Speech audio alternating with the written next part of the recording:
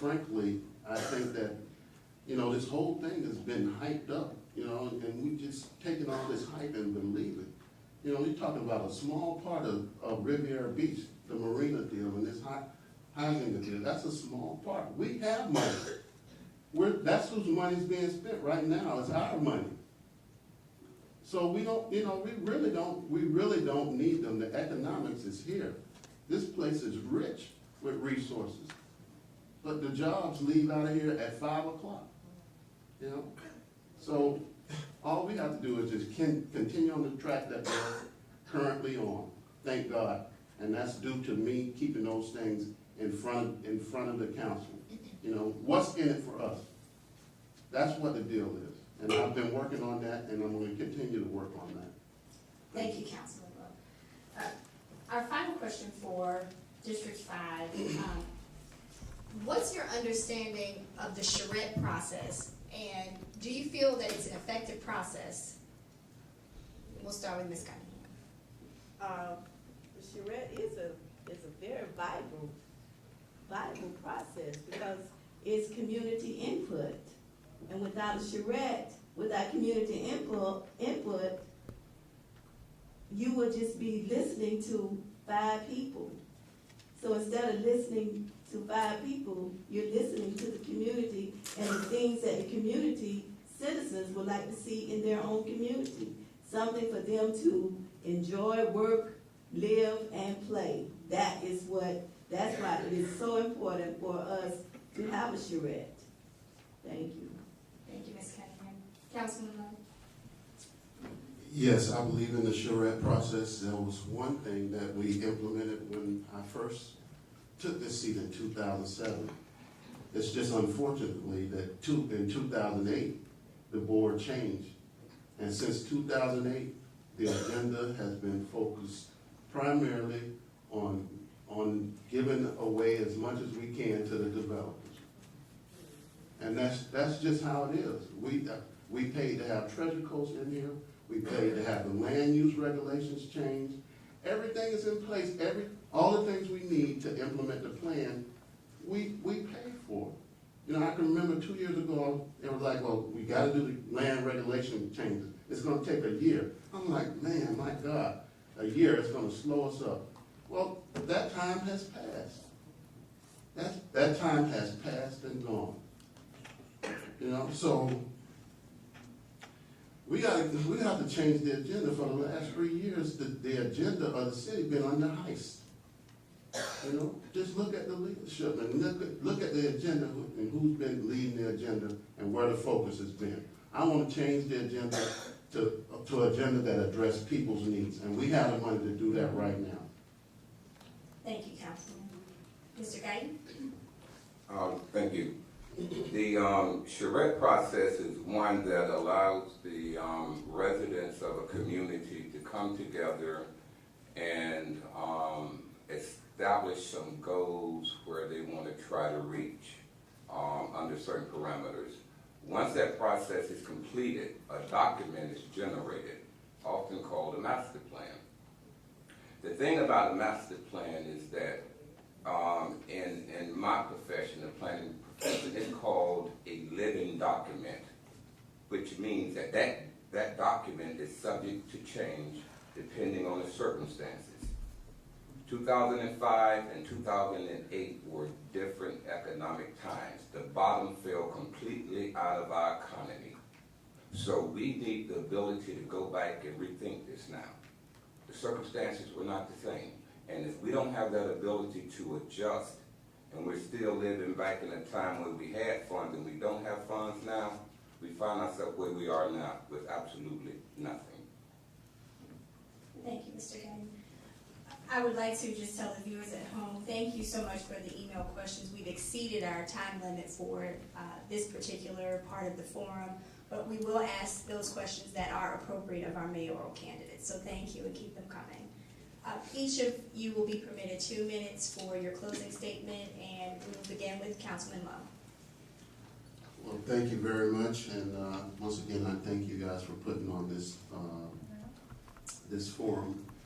And it's, you know, I've been waiting on an opportunity to come before an unbiased group and just, kind of ask questions, and I appreciate that.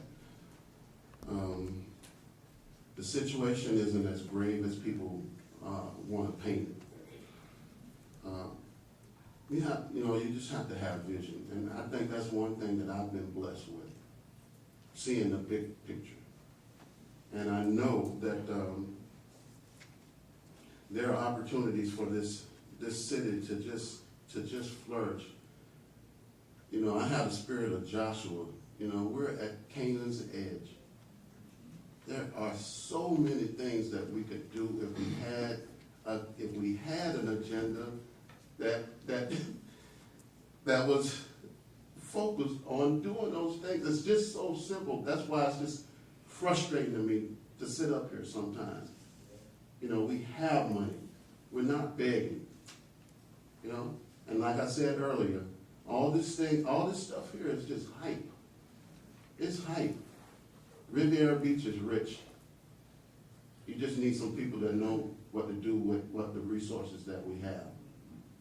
So I'd like to continue to stay on and guide our agenda and make sure some of these things happen. And I just hope that people come out on March 8th. And I hope that people are, don't go for this divide and conquer thing that people are doing to us all the time. They're tearing our communities apart. You got slumlords running our city, and it's just got to stop. This is time you have to stand up and take what's yours. And that marina is the last little piece. And if you let it slip out of your hands, you have hurt generations. Don't go for it. If you read your history books, this has happened time and time again. Do not do it. And I just hope that you come out and support me on March 8th. I'd really like to serve this community again. Thank you very much. Thank you.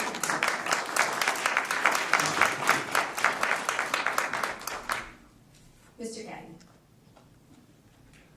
Thank you, and I'd like to thank the Urban League for having me here. One thing that I'm very conscious of is that when I make decisions, I got to deal with reality. I can't deal with illusions and what I want it to be and what I think it should be. The reality of our situation in Riviera Beach is that we have a $5 million deficit. That means that we don't have money. We lay people off one day a month because we can't afford to pay them. But we're talking about all this money now. And we also are raising our rates, and we're also are raising our tax, our millage rate. So I understand that what I want and what the reality is may be different. We do not have the money to do a lot of these things that some of the opponents of the marina is talking about. I would love to hear them give some details about what project they have where we can generate money, how many jobs it would create, and how much revenue it would generate. I have yet to hear any details other than we live in this plush area with great resources, and I agree, but we don't have money, and we have to create those activities that generate true revenue and not just an illusion and a feel-good sermon. Thank you. Thank you, Mr. Gagnon.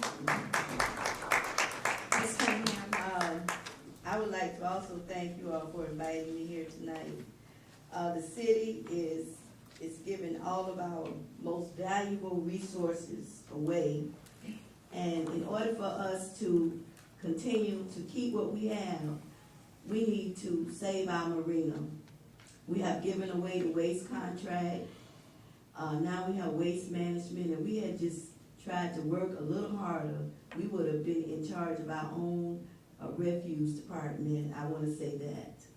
I would like to say to all of the citizens that do not listen to all of this experience up here tonight, because we need new leadership and new ideas.